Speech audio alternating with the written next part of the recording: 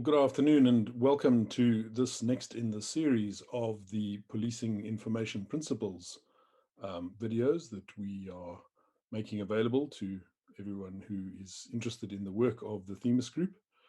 And today I really wanted to talk a little bit about the whole issue of the Peelian principles, which are a foundation for consent-based policing, which is the approach and the philosophy that we are putting forward as the Themis Group. I think there's a lot of interest in the work around consent-based policing and consent-based community policing, because there are very many similarities to the way the world is at the moment to the way it was when Robert Peel became Home Secretary in the UK in the 1820s and established the Metropolitan Police in 1829, which was really the first full-time, professionally and centrally organized police force for Greater London, and it then set the standard for police forces across the UK and really in some ways across the world. It's been used in many other places, such as Canada, Australia, the United Kingdom, in the Nordic countries, and so on.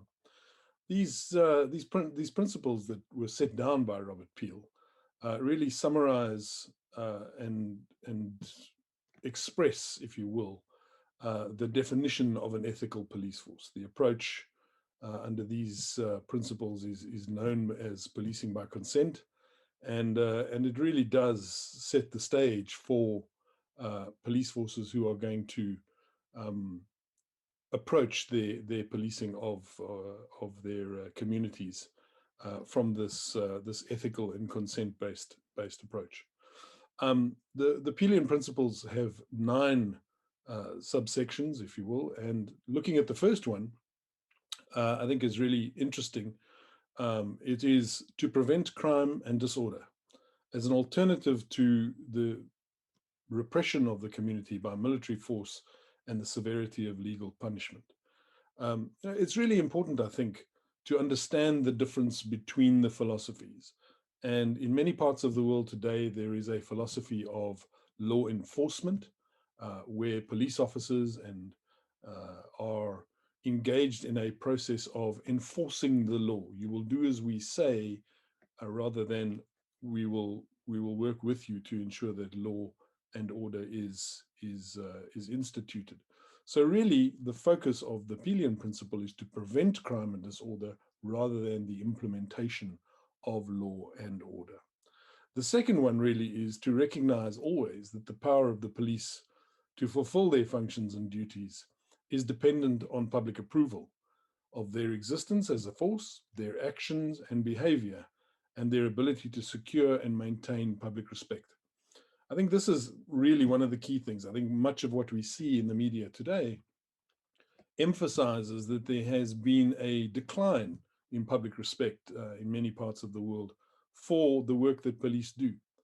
People recognize that police work is dangerous, police work is difficult, it's carried out and done under difficult and trying circumstances. But those should not be excuses for poor behavior on the part of police officers, and that the power of the police does not necessarily derive from their ability to impose their will, but rather should be derived from their ability to command the respect and the cooperation and the consent of the communities in which they operate.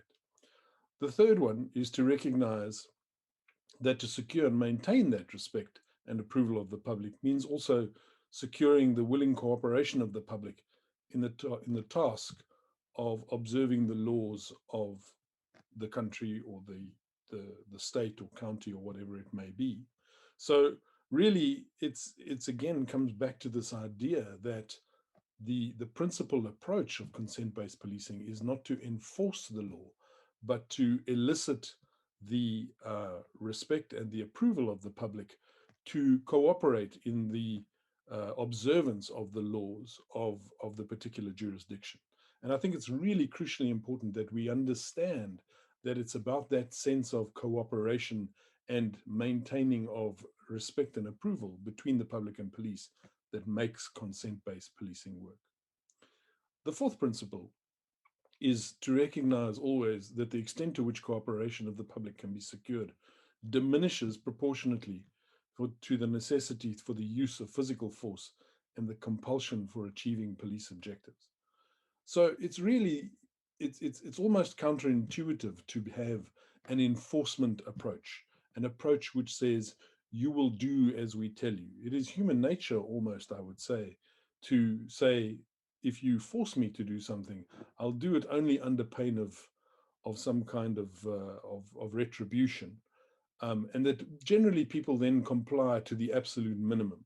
Whereas when people feel that they are part of that process of securing their community, their participation is at its maximum. They recognize the value of enforcement of the laws, observance of the laws. And the more force that police use, the less likely they are to be successful in achieving those outcomes. Then there is to seek and preserve public favor, not by pandering to public opinion, but constantly demonstrating absolute impartial service to the law and complete independence of policy without regard to justice or injustice of the subservience of individual laws. This is so important. It is absolutely crucial that police officers are seen to provide no favor, that they enforce and observe the laws equally and without giving any partiality to any one group of people. And I think we can all agree that there are places around the world these days where the police's behavior is fundamentally different in the way that it engages with one community over another. So this whole concept of consent-based policing is based on this idea of impartiality. Members of the police force need to be able to engage with the public, and the public need to be engaged with the police force without regard to their wealth or their social understanding, but really be ready to exercise courtesy, friendliness, good humor, and be ready to offer individual sacrifice in protecting and preserving the life and property of the people that they are sworn to serve. So this idea of impartiality is an absolutely fundamental element of the Peelian principles. Then there is to use physical force, because we recognize that physical force is always an option that needs to be available to police officers. To the idea that somehow consent-based policing or community policing removes the capacity of police forces to use physical force in the appropriate circumstances is completely incorrect. The sixth principle is really built around the idea that to use physical force only when the exercise of persuasion, advice, and warning has been found to be insufficient, and public cooperation to an extent necessary to secure the observance of law and order or to restore law and order, and that it should only be used to the minimum degree possible.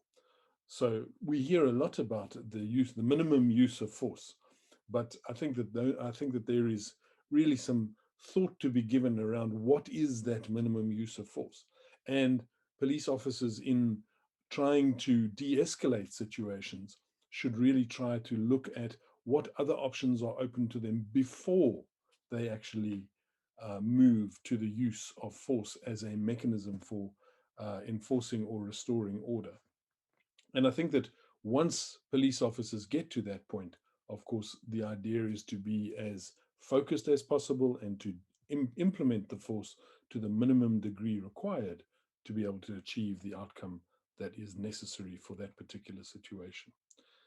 The seventh principle is to maintain at all times a relationship with the public that gives reality to the historic tradition that police are the public and the public are the police. The reality of police officers are that they live in the communities in which they serve. They are the public and the public are them. And there is really, it's important to see themselves not as a force coming in to enforce the law, a group which is there to lord over the citizens of a particular community, but rather see themselves as members of that community, people who are in a profession, and a very valuable profession, but a profession which provides that security to the rest of the community. And I think that is really the idea that sits at the core of this seventh principle, that the police are the public and the public are the police. The eighth principle, to always strictly adhere to police executive functions, to refrain from even seeming to usurp the powers of the judiciary, and to be avenging individuals for the state. The authority to judge guilt and punish the guilty is not something which sits with the police. The police are simply there to apprehend criminals or those who would break the law and to put them into a criminal justice system which then deals with them in its further functions. And there is often a temptation, and it's become popularized in popular culture, of this avenging angel police officer who deals with these criminals in a particular community in a particular way.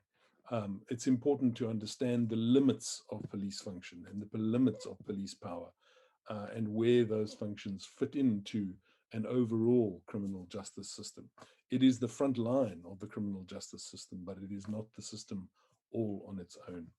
And then finally, the last principle is to recognize always that the test of police efficiency is the absence of crime and disorder, not the visible evidence of police inaction dealing with those issues. So it's almost a process of, when there is nothing for police to do, they are at their most successful.